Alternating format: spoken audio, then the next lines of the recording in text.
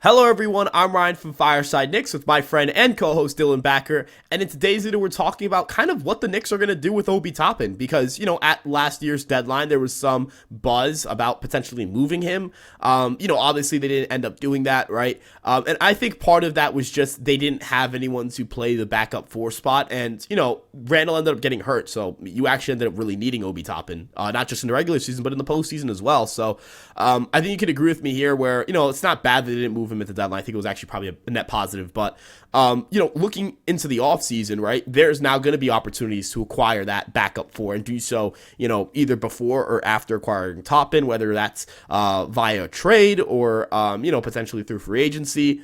Obi Toppin was kind of a weird fit for this team. It's not like he played poorly, but his style of play doesn't really fit what this Knicks team needs at times. And it's a little clunky. And in a sense, for Obi Toppin, I think that there's still room for him to grow as a player. And I don't think that's going to happen in New York with the lack of shots and playing time that is available for him. He's just not a star level player. He doesn't space the floor as much as other guys can. He's not going to get shots over guys like Quickly or Hart or Grimes or Barrett or Randall or Brunson. And when we're talking about a seventh or eighth option, is that really the type of guy that or is that really the situation where Toppin wants to be in, or the situation that you're getting the most value out of Toppin? I don't think so. But with that being said, Dylan, I wanted to kind of get your thoughts on this situation. How are you doing today? And ultimately, what do you think the future for Obi Toppin looks like in New York, or is it elsewhere? Right, so first off, I'm doing good. It's good to talk some Knicks even though it's the off season. I wish we could be talking about them in the finals right now, but unfortunately we aren't. That's just the reality. So we talk about this off season stuff. But anyways, moving on to Obi Toppin. Like you said, his fit on the Knicks is a little weird. I agree. I mean, his play style, he's a rim runner. That's mostly his play style. And, we need shooters. And I know he shoots a little bit, but he's not very efficient shooting wise. So, that's the reason he's not able to get as many minutes on the floor, and he's also not very good defensively, so that also hampers his ability to stay on the floor. And I know there are times that we question maybe Obi Toppin should have been playing in X situation or Y situation, but at the end of the day, you're not going to have him playing over an all NBA level player in Randall. Whether you like Randall or not, you're not going to do that. You know what I mean? And like at the deadline, it looked like they were going to trade Obi Toppin. I honestly thought he was going to get traded. I was kind of shocked to see he was still suiting up in orange and blue after the deadline. But I was just whatever with it because we at least had a backup power forward. Like you said, we wouldn't have had one if we traded him away for nothing. So if you trade him away, you got to ensure that you're going to have a backup four, and it can't be like a Jericho Sims or anything like that, because Jericho Sims, they tried to do a Sims and Hartenstein front court off the bench at one point when Toppin was hurt, and that was not good. That was really bad. So I'm almost certain they will never explore that ever again. They will never try that again. They're going to actually try to get a versatile backup forward, one that can actually space the floor a little bit and play some defense, get some rebounds and all that stuff. But for Obi Toppin specifically, I think his future is elsewhere. I don't think he's going to be playing in New York next year. I don't see it personally. Like if he is a Knick, it won't like necessarily surprise me too much. But at the same time, I feel like it would be better for both the Knicks and for Obi Toppin if they parted ways. Really, I think you could give Obi Toppin a better situation to get some playing time, because obviously the guy wants to play. He's been pretty clear about it. You can see with his body language on the court that he wants to get involved a bit in both the offense and of course just be on the court and play. Right, so if you send him elsewhere, you could give him a bigger opportunity to play something, get more playing time and stuff like that. You can at least get something in return for him too, because if you don't trade him away, then whenever he hits free agency, he'll probably just leave, because I can't anticipate he would stick around if we're going to keep like Randall around for as long as we are. So that being said, like, I think this would be a good opportunity to explore trade options for him. And I do feel like they're already doing that. Like, I feel like, any trade that they propose, Obi Toppin is going to be one of the first names to come up. I genuinely believe that, because, like, he's an asset that they can definitely move. Teams are going to want him. He's an 8th overall pick in 2020. That wasn't by accident. He was that good in college. He has the capabilities to be a really good power forward in the NBA. But I just don't know if the New York Knicks is exactly the right team for him. Sometimes it's just not meant to be. Sometimes players need better situations to thrive, and I don't think the Knicks is exactly the best place for Obi. And Obi seems like he loves being a Knick. It seems like he loves, living in New York and having the New York, playing in Madison Square Garden for all of his home games, being in front of the fans and stuff like that. But At the end of the day, the guy does want to play basketball. So if he's not playing, of course he's going to be unhappy with his role, and therefore it might just be better if they split up a bit and just send him elsewhere so he gets a bigger opportunity. What do you think about that? I kind of want to hear your thoughts on it. Yeah, one of the big things that I think you hit on there is just kind of I don't really feel like the Knicks are going to bring him back when he hits free agency, right? And, not that you always have to get something back for a player. Sometimes you force yourself to make trades you probably shouldn't make. And, I understand that standpoint. But the Knicks need spacing, right? That's something the Knicks desperately need. And Toppin isn't a catch and shoot guy, right? Now, he's gotten better at it, and I want to make it very clear, I don't feel any, animosity towards Obi Toppin, anything in this. So I'm not implying that you were either, but, I joke around and say, Cam Reddish, I joke about Cam Reddish at times, but, this isn't a Cam Reddish situation. The dude genuinely tried to be a catch and shoot guy here, and, that's just not something Obi Toppin should be doing, right? I think you and I can agree on that. It was a roll out of desperation, right? And big picture thing here for Obi Toppin and for the New York Knicks. For Obi Toppin, I think this is just a better career move for him going forward. I think Obi Toppin could start somewhere, maybe on a team that's unproven or something like that. And, I think for him at least, just figuring out if he can be a big piece in an offense or not is something he wants to know. And he's just not going to be able to know it here, right? And that's not because the Knicks are poorly built or the Knicks are poorly ran, but because the Knicks aren't built to custom Obi Toppin, right? The Knicks drafted Obi Toppin with the idea that he was going to replace Julius Randle. Julius Randle then went on to go make 2 All-NBA teams, 2 All-Star appearances, and lead the Knicks in scoring, I believe, either all 3 years or 2 of those 3 years. And 2 of those 3 years, it wasn't like he just waltzed onto the All-Star team. The NBA is not a league where you can just kind of wake up and you can waltz onto the All-Star team. It's very difficult to make the All-Star team, to go All-NBA. A lot of people don't appreciate that enough just because he's failed in the postseason. There are plenty of stars who have failed in the postseason and are making big-time money and are key pieces. Look, if Joel Embiid requested a trade for the New York Knicks today, the New York Knicks are going to move heaven and earth to make that happen. Joel Embiid hasn't gone past the second round. Julius Randle and Joel Embiid have never gone to the Eastern Conference Finals, right? I just want you guys to think about that. And the Knicks would move heaven and earth, including Julius Randle, to get Joel Embiid on their team. And every fan in watching this video, if you know basketball, would step back and say, yeah, if the Knicks had Jalen Brunson and Joel Embiid, they'd immediately compete for a title. So, I just want people to understand the magnitude as to how much better Julius Randle has gotten. And as you mentioned, you can't just say, oh, they just play Toppin. I don't want to call people out, but there are people on Twitter that I see, and I'm not going to name names, but I think you know who I'm speaking of, not just one person, but multiple, who have suggested that Julius Randle being here is a detriment, and that if you played Obi Toppin, the Knicks would do better in the postseason, or et cetera, et cetera. And to those people, watch basketball. I beg you. I'm not even trying to be, I'm not trying to come off as condescending, but please learn the sport of basketball.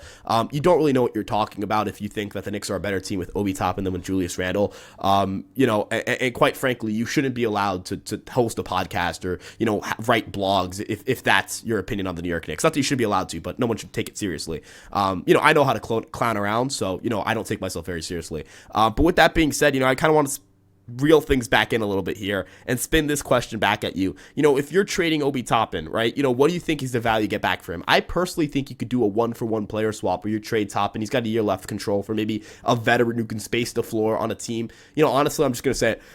I think you could trade Obi Toppin for Alec Burks and not have to throw in much trade compensation. And I'm saying Alec Burks, not just specifically, but that type of player where he's got 1 year left on his deal, veteran, can space the floor on a team that's unproven. The Pistons have always loved taking in former first-round picks who have struggled with their team or don't have a role there. If you look at James Wiseman, Marvin Bagley, they have plenty of guys like that. So, kind of want to get your take here. What do you think the Knicks could get for Obi Toppin in a trade situation? Right, so before I get into it, I just want to say to everyone, Brian has a good article about why the Knicks should bring back Alec Burks, so I definitely recommend you guys check that out on empiresportsmedia.com. But anyways, to answer your question, I agree. They could probably get a good 1-for-1 swap out of Obi. If you're going to, include Obi in a package, for a bigger trade, it's going to include a lot more players. It's going to include more assets, it's going to include more picks.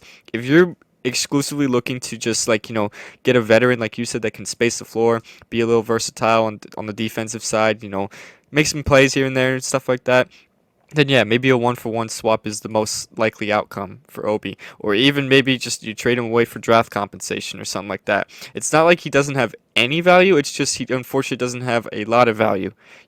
Teams will see how Obi performed as a starter and they'll be intrigued on that. He performed well as a starter. I think he averaged over 20 points as a starter and shot like close to 40% from 3 as a starter. So sometimes it just works out that way. Sometimes it doesn't. It could just be, a good week, or it could, actually be proven that, like, okay, maybe if he does get playing time, he can actually be a good player. But unfortunately, with the Knicks, he won't really find that playing time, right? So therefore, if you trade Obi Toppin, you got to make sure you trade him for a player that will actually play for you. You don't want to just trade him just to have another guy only play 5 minutes. That would be kind of a waste. We traded a first round pick for Cam Reddish, and I know we're talking about Cam Reddish again, but we traded a first round pick for Cam Reddish just to not play him really at all, and then we played him and it wasn't working out at all. So unfortunately, that was a wasted first round pick. But thankfully, we were able to, get Josh Hart in return for it eventually. So we got lucky in that case that we were able to get something back. But with that being said, if you're going to include Obi Toppin in a package, it's going to include more assets. It's going to include key pieces. So if you're going to make a big trade and you want Obi Toppin to be involved, expect Obi to not be the only player involved. That's all I'm going to say. And not just the only player, but like you're going to see important players involved in that kind of trade. If you make a splash trade for a superstar, that would probably mean you have to get rid of at least one of Randall or Barrett, and that could also possibly mean you have to move IQ or Grimes too. So a lot of moves would have to be made. So they got to explore the trade options that they can get for Obi. Pretty much every option they can get, whether it's a 1-for-1 swap like you said, or including him in a bigger package that involves some of our bigger players that do play a big role, but to get a more bigger superstar piece. It just depends what they feel like is the best for both their team going forward and for the players going forward. It's just a matter of that. They'll have to explore as much as they can. What do you think about all that? Yeah, I think that's actually a really good point you made about Reddish. There was legitimate value for Cam Reddish, and not saying that, Obi Toppin is going to get you a first round pick, but Cam Reddish did go for a first round pick, and I don't think the talent gap and the production level at that point in their careers was that dramatic. I'd argue that Obi Toppin has flashed more upside at this point in his career, but maybe that's a little bit of me factoring in a little too much his time with the Knicks, preferring to Reddish, of course. But I think Toppin's value in the market, especially as you mentioned as a starter, that sample size is definitely going to play to his, things are going to play in his favor, kind of. And I really, it sucks that we're talking about trading Toppin from the perspective of, he's a good dude who's played his role. He's clearly got good chemistry with the guys. It's just, it's a business. It's a business, and it's one of those things where it's like, it's either don't trade him and kind of let him go for nothing next year, or trade him and try to improve your roster, right? And I think you can agree with me here. If the Knicks can get a power forward who can space the floor, play a little more of a defensive role, kind of just be a 3-and-D guy for them, man, that bench gets a lot better, right? You think of just having a little bit more interior presence. In that postseason series, he feels like a traffic cone on defense at times when he's facing a really good offense. Not to get too hard on the guy, but if you're Isaiah Hartenstein, I think it'd be nice to have a battery mate who can run with you in the interior and cause some disruption, and to get a little more spacing from three. Look, the closing lineup is something that the Knicks kind of had to force themselves into playing Hart every single time they closed, even when he was struggling. And not saying that Hart is incapable of closing. I'm saying the opposite. I think he's more than capable. But if he's struggling, right, in a postseason situation, really, who did Tibbs have to turn to kind of replace him in that closing lineup? There aren't a lot of options, right? RJ Barrett stepped up, that kind of helped a little bit, but then Grimes was slumping and hurt, so that kind of counteracted that. If you get a guy who can space the floor, now you can get a little creative. Say, all right, Julius Randle, can you play a little more of small forward role, kind of go a little bigger here based on the opponent, right? Maybe you're facing the Bucks or something like that, and you want to get a little bit, have a little more size in there, or situation you're facing a smaller lineup. Maybe you're facing the Cavs. You don't necessarily need, I'm using the Cavs, and that's not a great example actually. You're facing a team like, let's say, I think the Cavs are a good example from the standpoint of Donovan Mitchell and Darius Garland are the two guys you're most worried about offensively. So on a defensive possession, you might want to get a little smaller, especially if you're up by 3. But it allows you to play a little more situational basketball and gives you more options. And I think this team is best when they have just, you can just play the hot hand at any given point in time. And I guess kind of my last question here before we wrap things up, from the perspective of what you're looking for to replace Obi Toppin, like I've mentioned a 3-and-D guy a lot. Like, do you feel like that's a good do you feel like that's the type of player that we can universally agree upon? Is the type of guy you're looking for to replace Toppin, or is there a different type of player you have in mind, or maybe a different perspective here? Right. So, I actually do have a player in mind, and you might hate me for this, but like, we obviously have been clear we don't want Cat on the Knicks, right? But let's say they were to pull the trigger and go get Cat. If they can get Jaden McDaniels out of Minnesota too, that might be enticing. That might be enticing. I like Jaden McDaniels. I really like his defensive capabilities. He could play the power forward and small forward. He's versatile. I think he could be a good backup four, or a backup 3/4 for this Knicks team if they were to snag him. I don't like. I feel like McDaniels is someone though that you're not gonna be able to snag just straight up like in a one-on-one trade. I feel like if he gets traded, he would be included in a Cat package. So if the Knicks were to go ahead and get Cat, but they could go get McDaniels, that might be that. Like I'll entertain that. I will entertain it. I don't. I've been pretty clear that I don't want Cat. I don't. I don't want to shell out a bunch for Cat, but if they can snag McDaniels as well in that trade, I'll be at least entertained. I'll at least listen. I'll give it some thought. I won't just reject it right away. I thought I would make that a little clear. It's a pretty quick point that I just wanted to make. I mean, I know McDaniels is not like necessarily a needle threader. He's not someone that will make us insanely good, but I feel like you get more versatility out of your backup four position. I definitely think that. I feel like he'd be a good fit for the bench. I mean, like I said, unfortunately, the only way we would probably be able to get him is if they made a trade for Cat. And as much as I do not want Cat, if they can get McDaniels too, I'll listen. I will listen to it. What do you think about that? I really want to hear what you think about it. Oh, I mean, Jaden McDaniels would be excellent for this team. I wonder, because he was a starter for the Timberwolves last year, like kind of how he would react to being a bench player. But man, that'd be really nice. I mean, arguably, you could say, all right, maybe you move RJ to the 2 position. You say, all right, McDaniels, do you want to play small forward for the New York Knicks? Maybe you could do that. That would be in a weird, put you in a weird spot. That works too. That would, however, put you in a weird spot with your bench situation, because you still don't have a direct backup to Julius Randle. But if you use the minutes right, you could pull McDaniels as the first guy to come out of that lineup and then have him come back in, kind of like how they use Barrett, where Barrett's usually the first guy out and then the first guy back in with that second unit. You could try something like that. I think Thibodeau's smart enough to figure that out, but that would be a really interesting option. And I guess another guy I want to throw out there on the Timberwolves that he's not only is he a veteran in the league, but he's also a guy who is kind of fits the backup role well and clearly has a really good right hook. And that'd be Kyle. No, he didn't punch Rudy Gobert, the other way around. But Kyle Anderson would kind of be an interesting bench player, I guess, if you want to kind of go, grizzled veteran. I feel like it's kind of a Tom Thibodeau guy because he's slow as hell too. Just kind of a slow, big, moving around, power forward. He shoots a good percentage. He's kind of like Josh Hart before he got here, which was good percentage but not high volume. So he's not really a floor spacer, but you can't just leave him out there.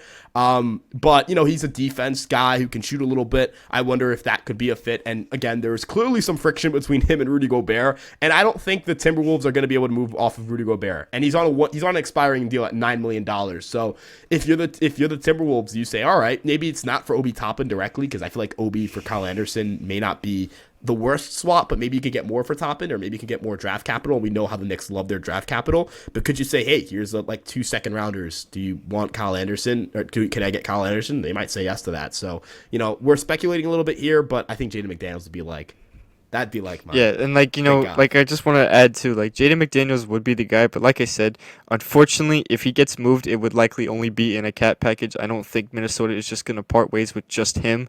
I feel like they will look for a package deal so they can get more assets out of it. So as much as I do not really want Cat, we've been pretty clear about it. We don't want Cat. But I will entertain something a little bit if they're willing to include McDaniels in a deal. I will listen. I won't hang up the phone right away. I'll listen. Doesn't necessarily mean I'll definitely be like, yes, let's do it right now. Let's go get Cat and McDaniels. No, I'm not saying definitely 100%, but I will at least listen. I will listen because he's an intriguing option for me. So that's all I just wanted to say about that, because I don't want people to think that I'm pro Cat here.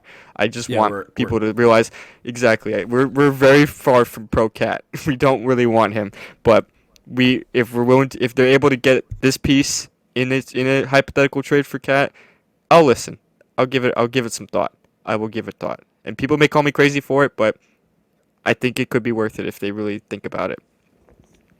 Yeah, no, for sure. And end of the day, like I think that getting creative with the power forward position again, they could definitely do something where they have like a guy who's more of a who could play the three and then sub back in as the four later in the game and kind of let RJ be more of a permanent starter and just have him play more of a traditional starter role. Maybe that could work for them. And considering the scoring they could have off the bench with quickly taking on a bigger role, you don't really feel like you may need RJ Barrett as much of that second unit. But that's a wait and see situation. Definitely a lot of speculation going into the offseason. But with that being said, guys, thank you guys so much for tuning in. We appreciate you guys checking us out. Make sure you guys check us out on Twitter, Instagram, Facebook, and TikTok, and of course this YouTube page. You guys can check us out on Apple Podcast or on Spotify, and of course you guys can check out our personal Twitters. They're above our heads. We really appreciate you guys tuning in. Turn on post notifications so you guys know the next time we come out with a podcast, and we'll see you guys on the next episode. Peace out.